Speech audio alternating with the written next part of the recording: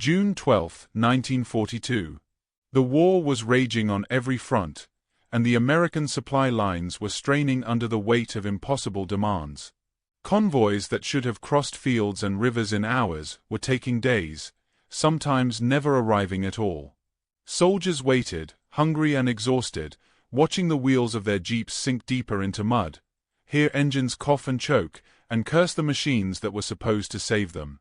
Every stalled vehicle, every overturned crate of food or ammunition, was a human life hanging by a thread. The paradox was brutal. The very vehicles designed to conquer terrain, to speed soldiers to safety, were failing them at the worst possible moment.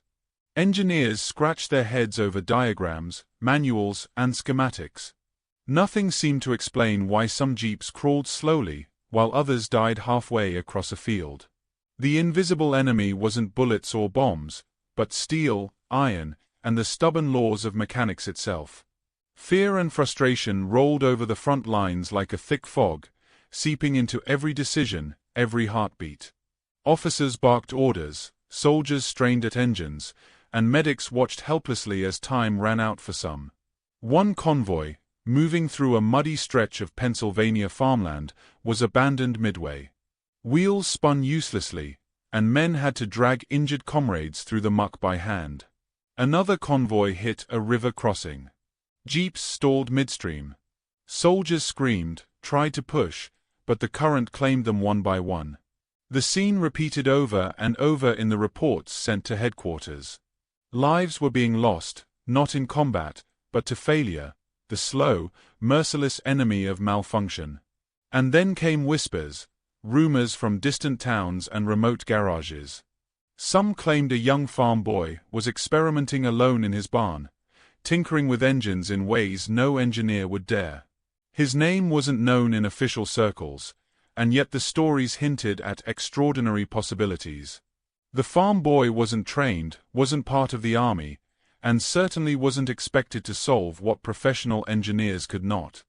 But the seed of hope appeared in hushed tones. What if salvation didn't come from the manuals or the generals, but from someone who saw the problem differently? Meanwhile, back at the army depots, mechanics fought with stubborn machinery. Screws stripped, engines leaked, and the smell of burning oil lingered in the cold mornings. Tension built like static in the air. Soldiers argued, blamed one another, and cursed their luck. One officer slammed a wrench down on a workbench, the sound echoing through the hangar. "If these vehicles don't move soon," he muttered, "we're finished. The front will collapse." The crisis wasn't just mechanical. Morale began to crack. Troops grew anxious, questioning their orders and doubting the machinery meant to carry them to safety. Families in the towns nearby received letters that never arrived. Food meant for hungry soldiers rotted in trucks stuck in mud. Every delay carried weight, every breakdown became a moral question. Could men rely on machines, or were they doomed to fail? Amid the chaos, tiny anomalies began to appear. A jeep that shouldn't have worked somehow made it through a swamp. An engine that should have died refused to stop. Reports of these anomalies trickled into headquarters, barely noticed by generals consumed by spreadsheets and reports. But mechanics whispered among themselves, noticing a pattern, a hint that the solution might not be entirely lost. Something unusual, something daring, was happening outside official scrutiny. In small towns, children watched from windows as jeeps limped along muddy paths. Farmers muttered about strange modifications seen on engines, wheels that seemed lighter, components that shouldn't have performed under the strain they endured. Rumors of miracle machines grew, carrying with them a fragile glimmer of hope. Soldiers began to whisper in camps. Maybe someone, somewhere, had found a way. Maybe all was not lost. But the tension never lifted. Every convoy that failed, every supply line broken, reminded all that war didn't forgive hesitation. The invisible enemy, slow engines, stalling wheels, mechanical failure, was as deadly as any sniper or artillery shell. Fear pulsed in every heart. The soldiers knew it, the engineers knew it, and yet the identity of the solution remained hidden, just beyond reach, like a shadow at the edge of a field. And then, far from the smoke and mud of battlefields, in a quiet barn surrounded by golden cornfields, a boy worked. He didn't wear a uniform, didn't carry a weapon, and had no knowledge of strategies or tactics.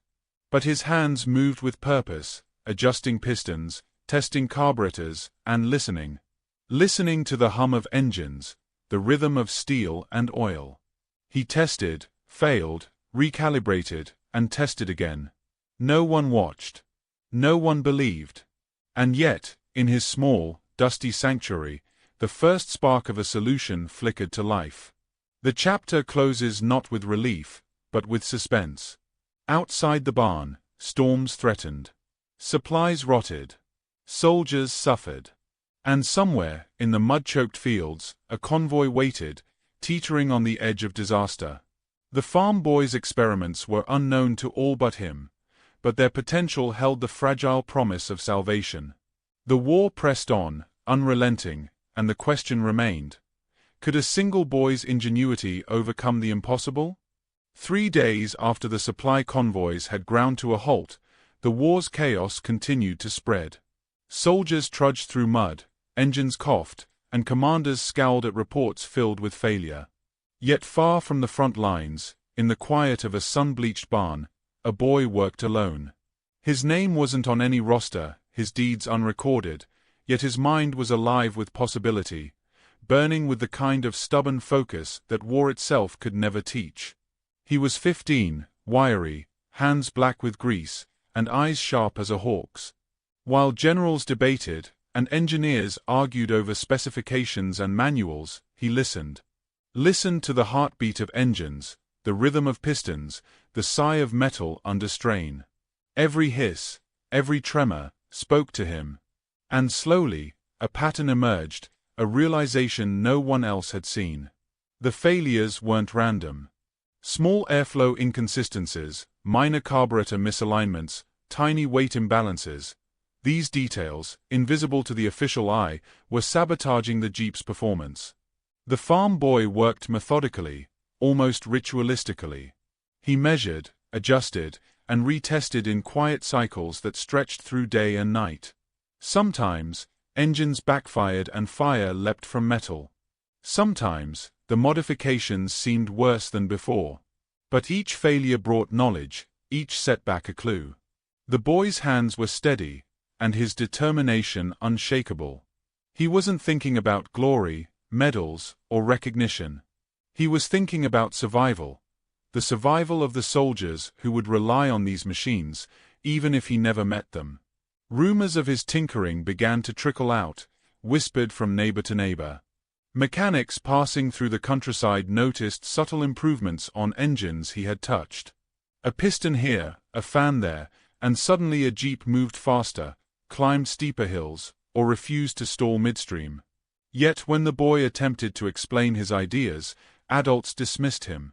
"You're just a kid," they said. "This is army work, not play." Resistance built like a wall around him, testing both his patience and his resolve. But the boy's determination didn't waver. He began to sketch, in the margins of notebooks, a plan so daring it bordered on madness. If he could adjust airflow, reduce friction, and reinforce the engine's output in ways engineers had never tried, he might transform ordinary Jeeps into machines that could outrun expectation, machines that could traverse terrain that had trapped entire convoys. It was simple, almost painfully obvious to him, yet impossible for the Army's conventional mindset to accept. Mini-victories began to appear. A prototype engine roared to life, pushing a single Jeep across the barn floor faster than any neighbor had imagined. The sound was thrilling, almost defiant, a statement that failure wasn't final, that ingenuity could thrive even under impossible constraints. And yet, the stakes remained high. One wrong adjustment could destroy the engine entirely. One misstep, one miscalculation, and the chance to save lives could vanish. The tension escalated. When the boy tried to approach local mechanics for help, some laughed, others warned him against wasting time. "You'll ruin yourself," they said. Even sympathetic helpers, intrigued by his daring ideas, hesitated. Each small success was met with doubt and disbelief, raising the emotional stakes. The audience feels his isolation, the intensity of his focus, and the weight of a task larger than any one person should bear. Every paragraph pulses with suspense. Will he succeed, or will skepticism and misfortune destroy his chance? The audience watches as he tests a new carburetor alignment, wipes sweat from his brow, listens as the engine coughs and sputters, and then, finally, hums with smooth, controlled power. Hope begins to rise, yet it is tempered with fear. The real test, delivering this innovation to the army, remains far ahead. Character depth emerges through struggle. He hasn't seen sunlight in days, only the dusty golden light filtering through barn windows. His hands are raw, calloused, yet precise. His mind, focused entirely on solving the impossible, reveals a symbolic humanity, courage, logic, and persistence embodied in a single, ordinary boy. No one celebrates him, yet in these quiet moments, the narrative shows the audience that human brilliance can flourish even in obscurity. The story teases the army's eventual involvement. Word of his tinkering reaches distant ears. An officer reports a strange, fast-moving jeep observed near farmland. The boy's experiments remain unrecognized, but the world outside the barn is closing in. Each new test run increases the tension. Success is closer than ever, yet exposure carries its own risk. Will the army allow a child's design to touch real battle machines? Can the untested solution survive scrutiny and the high stakes of wartime expectation? The chapter crescendos with a pivotal test. The first fully modified Jeep is ready. The boy has aligned the engine, adjusted weight distribution, and ensured airflow moves perfectly through each cylinder. He wipes oil from his hands, takes a deep breath, and turns the ignition. The engine roars to life.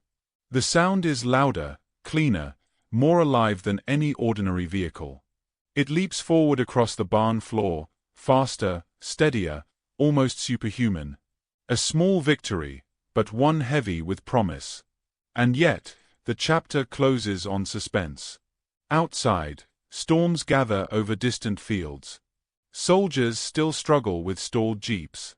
Supply lines remain fractured, and the boy's innovations have not yet reached the front. The audience is left hanging, knowing that the first triumph is only the beginning. The question looms large.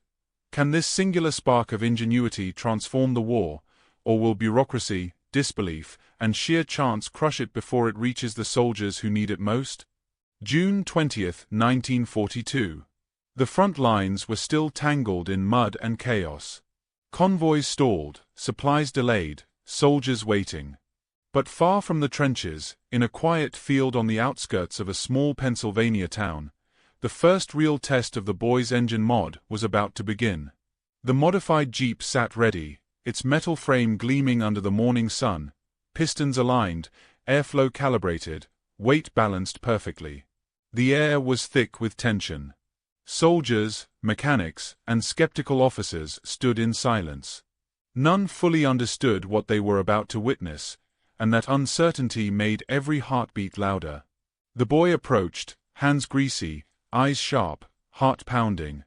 He had no uniform, no title, no authority, only the confidence of countless hours spent listening to engines, testing, failing, and trying again.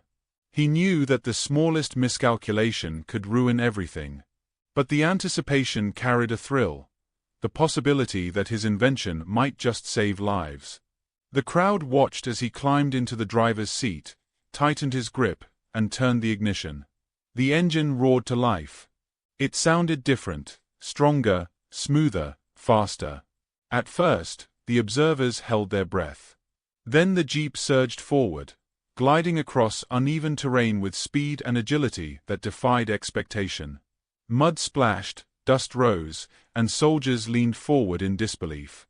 The machine that had been failing across the country now moved with confidence, climbing inclines other Jeeps had abandoned, crossing ditches that had trapped entire convoys. The boy's adjustments had transformed ordinary machines into extraordinary ones. Minute twists punctuated the test. A sudden dip in the terrain threatened to flip the Jeep, but precise handling and mechanical stability kept it upright. A slight misalignment in one carburetor caused the engine to hiccup, but the boy adjusted on the fly, smoothing the rhythm instantly. Each small success sent waves of hope and tension through the audience. The soldiers' skepticism began to crumble. Engineers whispered to each other, some smiling, some shaking their heads in astonishment. This was more than luck. This was genius, tempered with persistence. The montage of tests escalated in pace. Multiple Jeeps were fitted with the farm boys' modifications. Each one ran faster, climbed higher, and endured longer than unmodified vehicles. Soldiers raced alongside, measuring performance, shouting observations, checking instruments. The boy moved from vehicle to vehicle, hands flying over adjustments, eyes scanning for signs of weakness. Sweat streaked his face, muscles ached, but he kept going. The tension was relentless, the stakes enormous, yet each moment carried the pulse of triumph. Human stories emerged amidst the mechanics. Soldiers who had nearly abandoned hope now laughed with disbelief as Jeeps surged past obstacles they had once considered impossible. A medic, who had feared he would never reach trapped comrades again, grinned at the sight of supply trucks rolling through previously impassable terrain. Families in nearby towns, watching rumors spread like wildfire, felt a fragile spark of hope. The narrative deepened emotional stakes. This was no longer about machines alone. This was about lives saved, lives transformed by one boy's ingenuity. Yet, victory was never presented without tension. Clouds gathered over the testing field, hinting at the war's relentless unpredictability. A sudden rain slick threatened to slow the Jeeps, forcing split-second decisions. Engines hissed under strain, tires slipped in the mud, and the boys' focus was absolute. Every second counted. The audience feels the fear, exhilaration, and pride entwined, hope and danger racing together across the field. The climax approached with breathtaking simplicity. The modified convoy faced a full-scale trial, a simulated delivery through the worst terrain imaginable, replicating the same mud, ditches, and inclines that had stalled real convoys. One by one, the Jeeps accelerated, engines roaring, tires gripping, suspensions absorbing every shock. Soldiers rode, wide-eyed, feeling the difference immediately. Officers who had doubted, laughed at, or ignored the boys' ideas now witnessed undeniable proof. Ingenuity had triumphed where tradition had failed. The emotional payoff was cinematic. Soldiers cheered, mechanics exchanged astonished glances, and the boy allowed himself a rare smile. It wasn't fame he sought. It was the quiet satisfaction that his work mattered, that hours of toil and failure had produced something tangible and life-saving. The first convoy of modified Jeeps set out on a real mission. Supplies moved where they had been stuck for days, soldiers received food, ammunition reached the front lines, and the morale of the army lifted. One boy's obsession, patience, and genius had reshaped reality. Even so, the narrative left space for reflection. Victory was real, but fragile. The war raged on. Mud, storms, and enemy forces still threatened. The modified Jeeps would not end the conflict, but they had changed the odds. Soldiers learned that innovation could tip the balance. Engineers learned that wisdom sometimes came from unexpected sources. And the boy learned that human brilliance, persistence, and courage could shine even in the darkest hours. The chapter closes on a lingering moral and suspenseful note. The farm boy walked away from the field, hands still streaked with oil, mind already turning toward further improvements. The audience knows he is not finished, that challenges will continue, that victory is never absolute. But for one fleeting moment, hope had won. And in the distance, convoys moved smoothly through previously impassable terrain, carrying lives, supplies, and the promise of human ingenuity.